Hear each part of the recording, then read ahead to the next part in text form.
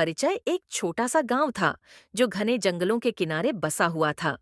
दिन में यह गांव बहुत शांत और खूबसूरत लगता था, लेकिन रात होते ही लोग जल्दी अपने घरों में बंद हो जाते थे। कोई भी रात में बाहर नहीं निकलता, क्योंकि सबको पता था कि उस पुराने कुएं के पास कुछ है। डर की शुरुआत कहा जाता था कि कई साल पहले एक लड़की उस कुएं में गिरकर मर गई थी और तभी से उसकी आत्मा वहां भटक रही है। गांव वालों ने कई बार रात में किसी के रोने की आवाज सुनी थी। कई लोगों ने सफेद साड़ी में एक लड़की को कुएं के पास खड़े भी देखा था। नया पात्र आता है। एक दिन गांव में एक नया लड़का आया, राजू। उसने भूत की बातों को मजाक समझा और गांव वालों को चिढ़ाते हुए बोला, अरे, भूत वूत कुछ नहीं होता, मैं आज रात उसी कुएं के पास जाऊंगा। रात का समय, रात को 12 बजे राजू अकेले उस कुएं के पास पहुंचा। चारों तरफ सन्नाटा, सिर्फ पत्तों की सरसराहट और दूर कहीं कुत्तों के भौंकने की आवाज थी। राजू ने टॉर्च जलाकर कुएं के अंदर झांका, लेकिन कुछ नहीं दिखाई दिया।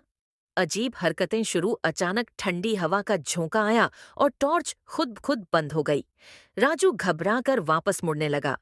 तभी पीछे से किसी ने धीरे से उसका नाम लिया, राजू।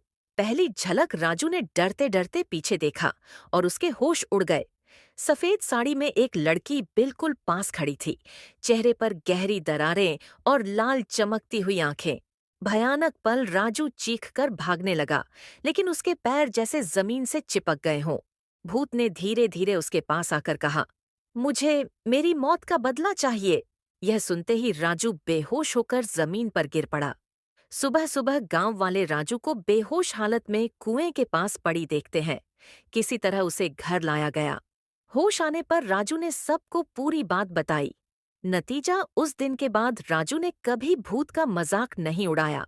गांव वाले आज भी रात होते ही अपने दरवाजे बंद कर लेते हैं, क्योंकि उस कुएं के पास वो आज भी खड़ी है, किसी नए व्यक्ति का इंतजार करती हुई।